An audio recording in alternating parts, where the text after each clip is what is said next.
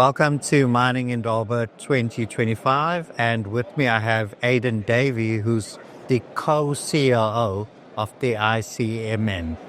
And today we are talking about a new organization that's been formed to help improve tailings management and safety.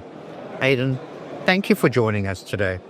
Now, the ICMM is one of the 3 founding members of the GTMI.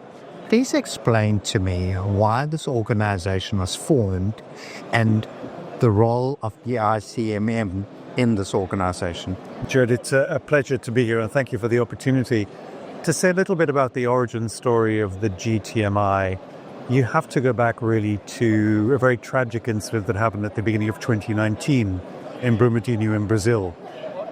It was the second major tailings failure that the industry had experienced in less than 5 years. And it suggested that something was potentially fundamentally flawed in terms of how we as an industry had approached our management of tailings facilities. And that is not to say that there was a sense of ubiquitous risk for all tailings facilities, not at all. But to have 2 incidents in the space of less than 5 years demanded a much closer look than when in 2015, I think we had collectively perhaps deluded ourselves into thinking this is a one-time thing. When we had an incident at Samarca, the second one forced us to think differently. And so out of that tragedy arose a partnership between UNEP, the Principles for Responsible Investment, and ICMM to, in the first instance, develop a global standard for tailings management that became known as the Global Industry Standard for Tailings Management, the GISTM. And we embarked on that process collectively, collaboratively, and through about an 18-month period forged what I think is an incredibly strong standard, which was launched in August of 2020. But standards rely ultimately on some institutional home to take them forward, to take ownership of them, to have stewardship of them in the long run. And so ultimately, while the ICMM and its member companies, our first priority was around implementation of the standard, because that was our commitment at the point of launch. In parallel, our partners UNEP and PRI had begun to think through what could an institute look like, and then we joined with them on that journey to get to the point where we now have an institutional home and a place and space for the global industry standard to flourish within the GTMI. Okay. Quite interestingly enough, the organization is based in South Africa. Now, it's not exactly like we've covered ourselves in glory when it comes to tailings management. You just have to think back a few years to Jagersfontein. Mm-hmm. So tell me why the reason for basing the GTMI in South Africa?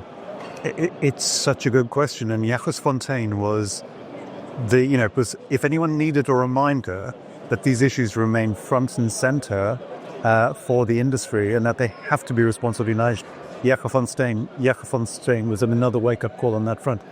So why South Africa? There are a number of reasons. Firstly, it was very clear to the 3 partners that locating this in an international capital with a disconnect from mining was not an appropriate response.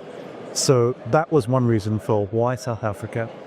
A second reason, though, was we wanted it to be in a country where there wasn't just a thriving mining industry and a long tradition of mining.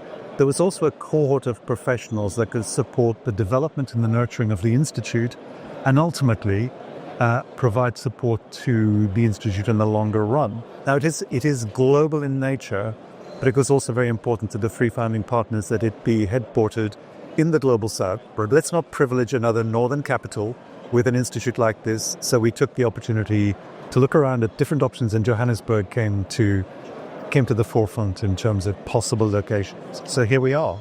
Okay. Finally, Aidan, the organization has been formed. What are the steps for the next few months? Great question. So institution building is not easy. We feel as if we've done an immense amount of work to get to this point. But in some respects, the real work starts here. So step number 1 is we put out a call for applications for board positions. Wow.